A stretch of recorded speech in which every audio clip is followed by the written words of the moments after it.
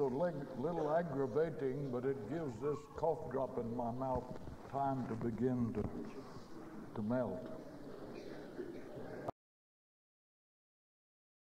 Now, Brother Houchin has taught us some things and reminded us of some things about examples, and he was dealing with Old Testament characters. Let me tell you how to have a good lesson about examples in the Old Testament.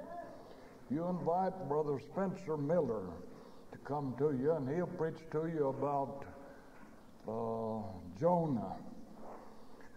He did this for us once just after we got our new building in Palatine, Illinois, because he came there sometimes to visit a relative.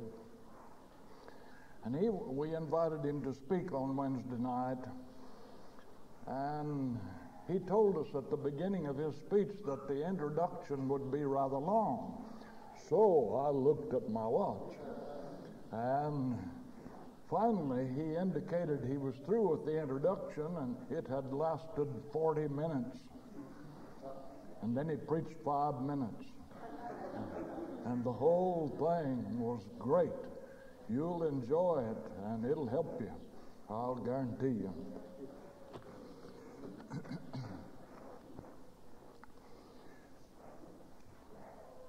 We need to remember, I'm talking about evangelism, you remember, and we need to remember that Jesus taught us to count the cost.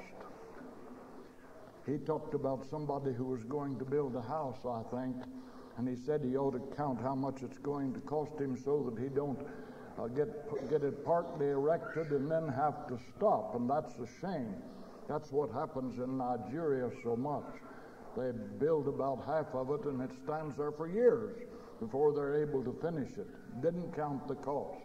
Then he talked about a king who wanted to go to war against his enemy, but he warned him that he ought to count the cost first. He ought to see whether he's going to be able to win that kind of a warfare. And we know some nations get involved in that. So Christians need to count the cost of evangelism. And I'll proceed with that a little bit later. But one of the features I want to mention now is also related to Brother Houchin's speech, but something that I introduced a couple days ago, and that is the importance of a godly life, such as Job lived and others. But I remember in 1 Corinthians 6:18, the Apostle Paul said, "Flee fornication." I suggest that preachers who get involved in moral problems didn't count the cost. Of course, I mentioned the other day the more or less lax attitude, complacent attitude that brethren in general have toward that now. But nevertheless, we need to remember that it's going to be a blight upon that preacher and upon that church. And so I plead with preachers, flee fornication, run. It'd be better to make a good run than a poor stand. And I know the inclination of all of us when we were young to take great confidence in our own strength. I'm strong. I won't stumble. I won't fall. But remember, indiscretion leads to temptation. So count the cost of that indiscretion that may lead you and some godly woman, I don't mean either one of you are reprobates in heart, may lead you and some godly woman into a circumstance that you will not resist. But we must count the cost of evangelism, not just in dollars that it costs us, that's quite inconsequential, but we must count the cost in souls that are lost if we do not involve properly, fully, with determination and with zeal and enthusiasm in evangelism, locally and far away. And I'll discuss that feature of it later.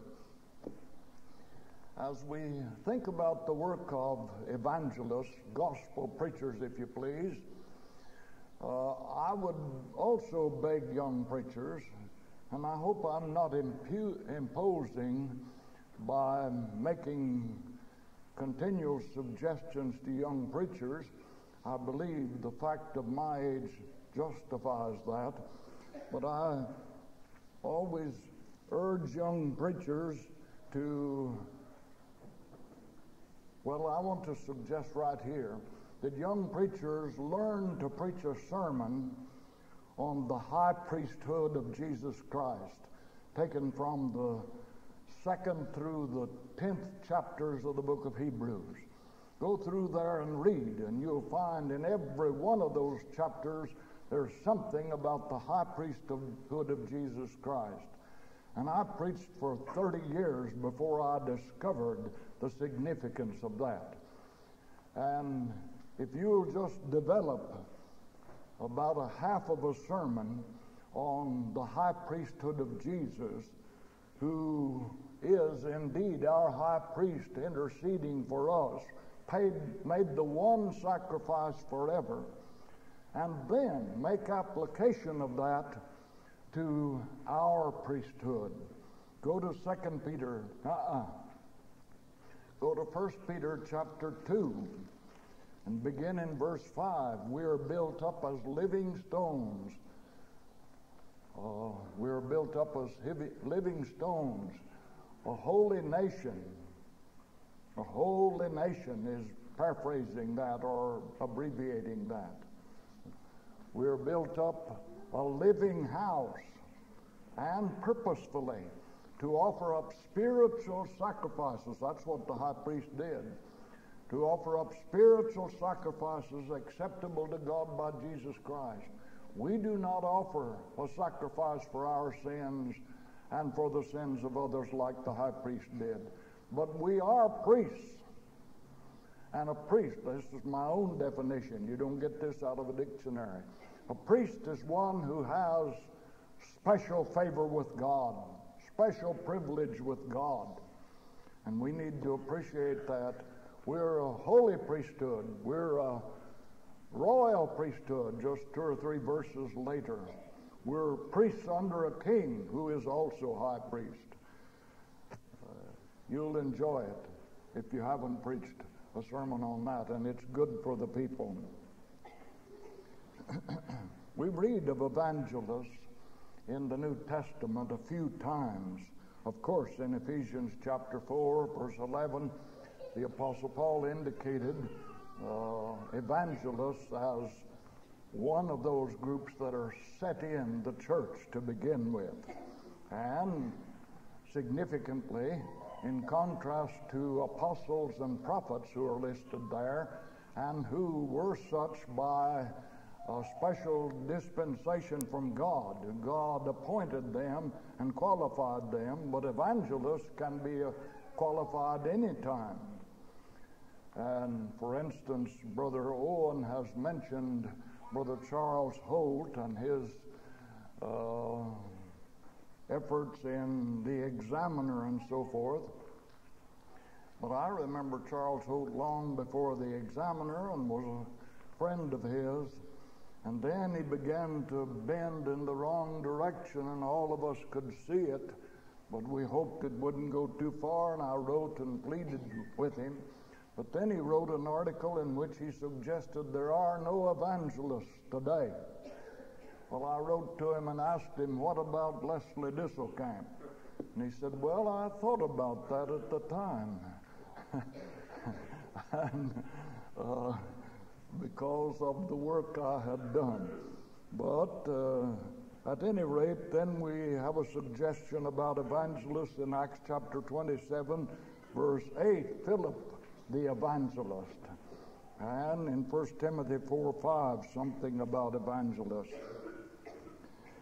we are evangelists in the sense, or we may be evangelists in the sense that we evangelize, in the sense that we make the good news message of Jesus Christ known to people wherever they may be. Now, that's not exactly the way Mr. Vine says it. He says we're messengers of good, preachers of the gospel. Well, that's a good suggestion, too.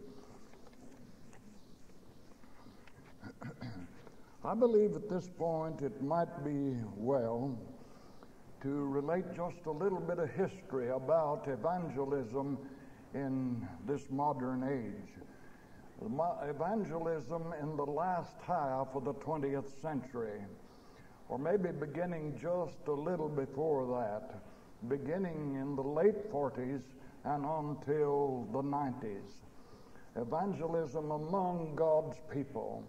I can remember when churches were fully content to have a gospel meeting of 3 weeks in the light nights in August inside their building, and suppose that they were doing a good job of evangelizing. But there's been a big change in that, and I made reference to this one other time. But that change has been very significant in the idea of the present day system of evangelizing personally, first of all, house-to-house work, and cottage meeting work and such as that, by radio and television, and then reaching out to the fields beyond our own communities. And there are problems to consider in this regard. We must count the cost right here. There was the time when we had the uproar in the brotherhood before these last 50 years about the so-called one-man missionary society. And it had some justification. I mean, the cry had some justification. One man was gathering funds from all over and overseeing the distribution of those funds, and that was in southern Africa, perhaps Rhodesia. But I'm sure his intentions were good, but it was a deviation from really the true and scriptural way. And so there also developed at that time what I call the mission system. Go into a foreign country and establish a mission. And that was a house and some grounds which you hired the natives to keep, and you invited the people to come to you, generally speaking, and as they came to you, you taught them. We borrowed that, I suppose, from the denominations. And so when I went to Nigeria, I was concerned with this. One time I went to a Pentecostal missionary's place to try to buy an item from him that I needed and that he was going to dispose of. I arrived there at, I believe it was 10 o'clock in the morning, and the servant came to the door and said, "Well, sir, the master is sleeping. He was out till 9 o'clock last night." And that's the mission concept. That's about the way the denominations did it. And our brethren copied that to some extent. If you read the history of the work in Rhodesia and South Africa, you'll see that. The New Testament system began to be escalated and utilized to the almost fullest extent in this half of the 20th century.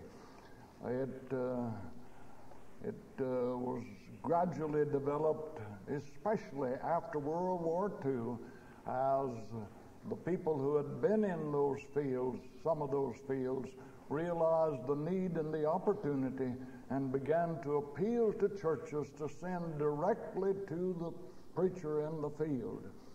And that's exactly the way I have pursued this matter ever since I moved to what was then called the mission field of the North, into Wisconsin and Minnesota and such as that. The New Testament system involves us in the practice such as Paul experienced as he described in 2 Corinthians chapter 11 verse 8, when he said, I robbed other churches, taking wages of them that I might do you service. And as he described in Philippians 4:15 and 16, when he commended the Philippian brethren for their support of him and how they sent once and again unto his necessities. Now let's think further on this matter of evangelism. Perhaps real opposition might spur our efforts in evangelistic work. I believe if we'll watch and look closely at the history of evangelistic work in our times, we will find that where there is complacency and unconcern by the people whom we're trying to reach, that the work is very, very meager. But in those places where there is opposition, that is, where the people challenge you to prove every point, and where they do not simply wish you well and wish you good health and go their way, but rather where they will oppose you insofar as they're able to do that, I believe you'll find those are the kind of places where there has been great prosperity in the work. And so we might raise the question, why then is there so little opposition today? If opposition would do us good, if opposition would do the cause of Christ good, then why is there so little opposition today to gospel preaching? Have you heard of any gospel preacher who's been taken out of the pulpit forcibly or forced to move? Maybe there have been a very few cases, but very, very few. And it could be possible that it is indifference in this case, not only indifference on the part of the hearers, but indifference on our part as well. And it could be also blamed upon the message that is being preached. If our preaching does not compare to that of Paul and Peter, then perhaps it is no wonder that we don't cause a riot anywhere. Wherever Paul went, he either had a revival or a riot. And most of the time it seems it was a riot first before there was a revival. And I'm using that word accommodatively because it fits in with the thought here. But at any rate, perhaps I don't mean that we should go around looking for a fight. And I get a little tired of these preachers who would debate somebody, even if he is the only person in the house who disagreed with our brother. They still want to debate him and have a public debate and always itching for a debate. I get a little tired about that. But we need to be ready and prepared and willing to debate the cause. And that's another point I've made in this lesson, is that we certainly did prosper in the days when Foy Wallace Jr. and Roy Cogdell and W. Curtis Porter and other such men debated the opposition with great enthusiasm and zeal and with great skill. Some present-day circumstances expedite evangelism. World War II in Europe and Japan certainly started a trend after that I've mentioned already a couple times. Economic conditions move people with the gospel. In other words, in 1954, when I moved to Chicagoland, there were about 40 churches of Christ in metropolitan or greater Chicago, we call it, 40. and only 2 of them were such that I could heartily recommend. And today, there are 150 churches of Christ in that same area, and there are 40 of them that I can heartily recommend. So there's been a tremendous change. And why did this change come? It was not because we had mass evangelism and baptized thousands of people there. Not that. It's because people were moving there from Mississippi and Tennessee and Kentucky and Arkansas and southern Illinois and some other places, moving there for industry. They said, I can make more money in a week in Aurora, Illinois than I could in a month in Tennessee. Times have changed, and the trend is the other way now. When people are exiting from our area now. And several of our buildings, almost as big as this one, are a third full now. The change has come, but that was one of the economic situations that increased the power and strength of the church in that area. And we have it in most places today yet. A great deal of material, financial ability. And I believe it was Jesus who said, freely you have received, freely give. Have we appreciated that? Have we really understood the importance of the responsibility God has laid upon us and does lay upon us because we have so much? Do we really realize, do we accept the fact that we are rich? Let me read a little paragraph to you. Are you rich? They huddled inside the storm door, 2 children in ragged, outgrown coats. Any old papers, lady? I was busy. I wanted to say so until I looked down at their feet. Thin little sandals sopped with ice and sleet. Come in and I'll make you a cup of hot cocoa, I said. There was no conversation. Their soggy sandals left marks upon the hearthstone. Cocoa and toast with jam fortified against the chill outside. I went back to the kitchen and started again on my household budget. The silence in the front room struck through to me. I looked in.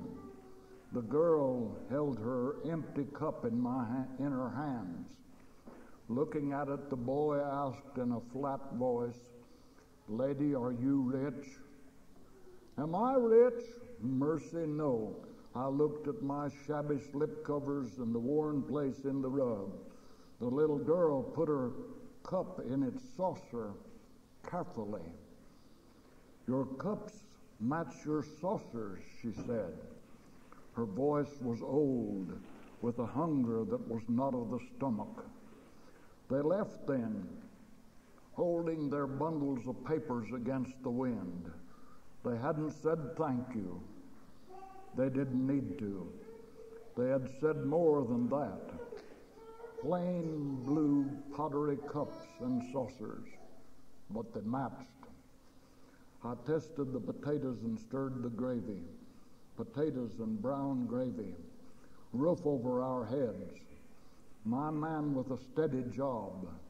Those things matched too. I moved the chairs back from the fire and tidied the living room. Muddy prints of small sandals were still wet on my hearth. I'll let them there. I want them in case I forget how rich I am. And you know, God calls us stewards. Christians are stewards. One of the things over which we are stewards is our wealth. We're the richest people in the world, but we don't know it much of the time. There have been many changes in evangelism among us in this half century. Recent changes in Eastern Europe and China are most significant, and we need to utilize these open doors, or doors that have been opened for us, that we didn't actually open ourselves, but have been opened for us. And so in the local community, by radio and television, personal work, and so forth, we are engaging in evangelism. Jesus said, "Let your light so shine before the world that your good works may glorify God, and the world will be attracted to your work." And we must be holding forth the Word of God. Religious movements in recent decades have escalated evangelistic work. Here's where I meant to discuss the debates that those men had. And publications have aroused the brethren, have served in a very constructive way to arouse brethren to the need of evangelism.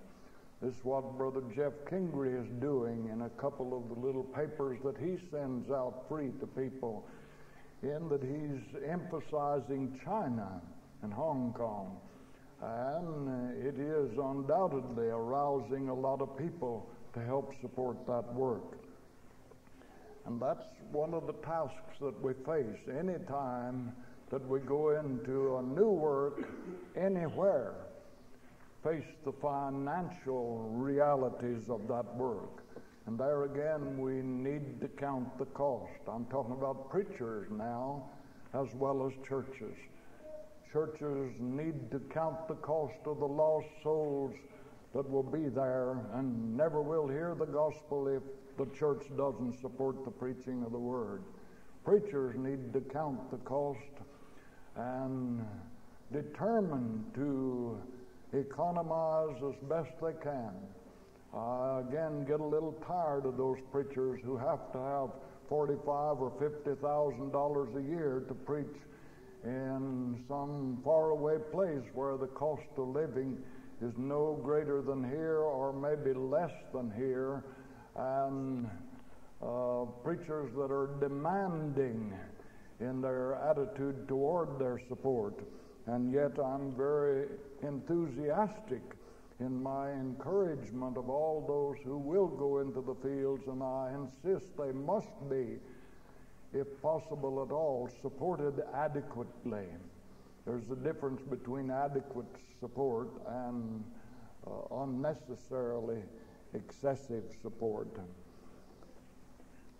Evangelistic efforts in the destitute fields need to be carefully planned and arranged by both the preacher and the supporting churches. That's what it says in my notes under Roman numeral 3.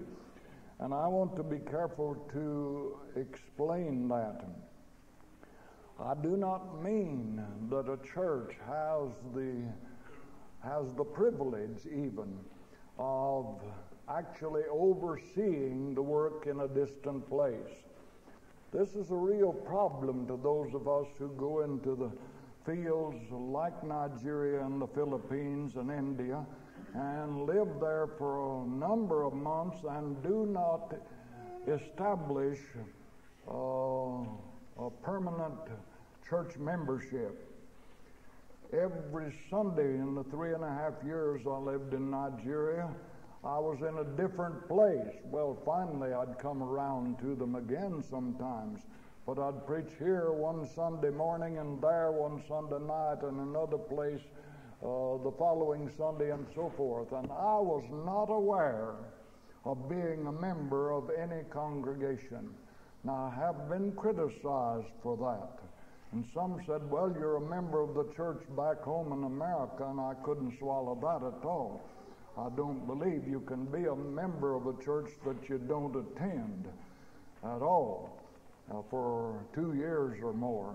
And on the other hand, I considered myself responsible to, amenable to, whatever church I was with, at whatever time I was there, whether it was for 2 hours or 2 days or whatever. That's the way I looked upon the situation.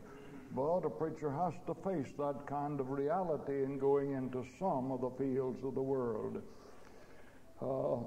So we must be careful, but let's not be too careful.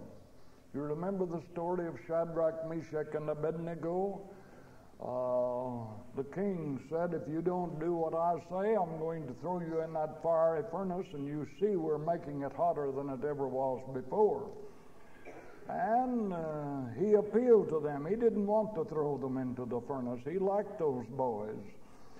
But they didn't say, well, now wait, king, we appreciate you and we're loyal to you and we want to do everything we can to please you, but you give us a couple hours to go aside and talk this thing over.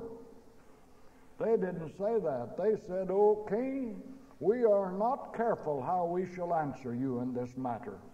They didn't have to go into conference. They knew what the answer was. We will not bow down as you require, they said. They went into the fiery furnace, but they came out and became a better friend to the king than they were before, or he was a better friend to them. So we must not be too careful in planning our evangelistic work. That kind of attitude of too carefulness can keep us inside these walls the rest of our lives. And it can prevent us from seeing the people next door for the rest of our lives. And it can prevent us from ever reaching out to the fields in distant, far away places where we can't go and with which we're not personally acquainted. I believe I mentioned previously in one lesson that there is a tendency on the part of some elders to say, well, we haven't converted everybody here yet, and when we get our job done here, then we'll look to other fields, or some attitude like that. And when I first began to go in such work right here in Missouri, where I did start work in new fields before I left Missouri, and when I did this, one of the elders of my home congregation said, our first responsibility is here, and he meant our total responsibility is here. I do not deny that the elders of a church have a first responsibility where they are elders, but that responsibility must be broadened to reach out to utilize the opportunities of that church to go with the gospel everywhere. But in doing all of this, we must keep autonomy correct. The sponsoring church concept has grown out of the evangelistic zeal that has been manifested by brethren in general in the last 50 years. Yes, Otis Gatewood went to Germany under the sponsorship of the Broadway Church in Lubbock, Texas. Some brethren went to Japan under the sponsorship of the what is now the 26th Street, I believe it is, church in Washington, D.C. Others went to Korea under a sponsorship by a church in Memphis, Tennessee. And so almost every good-sized, capable church became a sponsoring church, sponsoring a man in a certain field. And this is what that meant. Not that they were getting behind him to sponsor personally by themselves everything he is doing, but it meant that they were going to call upon other churches to send them money, and then they were going to choose the field and choose the preacher and determine the work that he would do. And that's the sponsoring church concept, which is completely foreign to the New Testament and which is a departure from the organizational structure of the church, and which in reality is a first step in the direction of a complete central organization of the church, the papacy system. So we must avoid that sponsoring church concept, and that brings us back to the direct support of the preacher in the field by those who are supporting him, sending directly to the man in the field.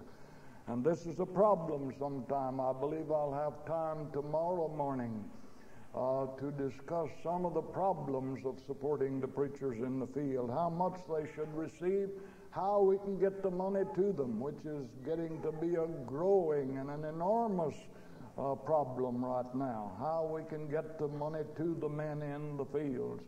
I get letters every week, and usually several a week, from overseas, pleading for support and pleading for some way to be found to get the money to them safely so that it will not be stolen or for the checks forged or something like that. You can send by check, you can send by bank drafts, money orders, and you can send by DHL, Worldwide Express, or I guess some of the other express companies. But it's not as simple as it sounds when I've said this. And we have found that sometimes we have to establish an account in the bank here and put the money in the bank here and let the man over there write the checks. Maybe I'll be able to take time to discuss that more fully tomorrow. We must emphasize that we must emphasize evangelism because of God's love. God gave His only begotten Son to die for the church, Ephesians 5:25. Husbands, love your wives even as Christ also loved the church and gave Himself for it. God's love was fully manifested when He gave the greatest gift that has ever been given or could be given, and when He gave the sufficient one. And when Jesus died on the cross, God was able to say, that's enough. Now I can be a just God and justify the ungodly, because the price had been sufficiently paid. And that love should not be wasted. But if the church does not engage itself as fully as possible, as enthusiastically as it can, and scripturally altogether, if it does not do that, then God's love is wasted as far as we're concerned. It's a wasted love, and think about that. And we must also emphasize evangelism because people need to love God. I'm talking about people who don't know there is a God. I'm talking about people who never heard of Jehovah, perhaps never heard the word Jehovah.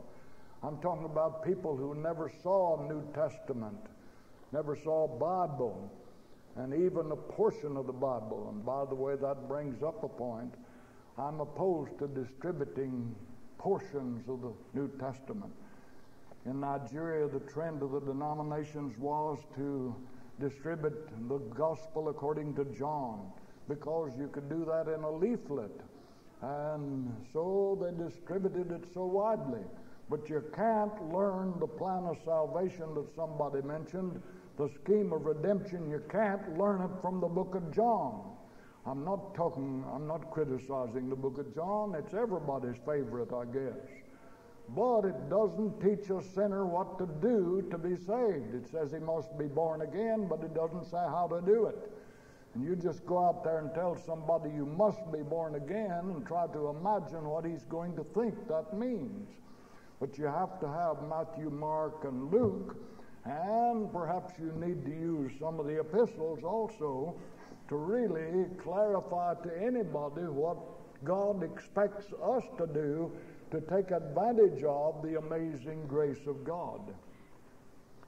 And so let's recognize that we do need to evangelize as much as we can, because people need to learn God. In the Colossian letter, in the first chapter, the Apostle Paul wrote to them, suggesting that he looked forward for them growing in understanding of the Word and growing in the knowledge of God. There's a difference. And a lot of people cannot love God who loved them, cannot love God because they do not know Him. They must know Him first. And it is our responsibility to enable them to know God. People in China, people in India, people in all of, well, there are over 5 billion people now living upon the earth. And somebody has said that there are more people living today than have lived in all of the history of the human race. More people alive today. Think of our field. Think of our responsibility. And think of the love of God that was expended so gladly, so willingly in our behalf and in behalf of those. Remember, we will not do this job until we appreciate the fact that God loves those who do not know Him just as much as He loves us. Thank you.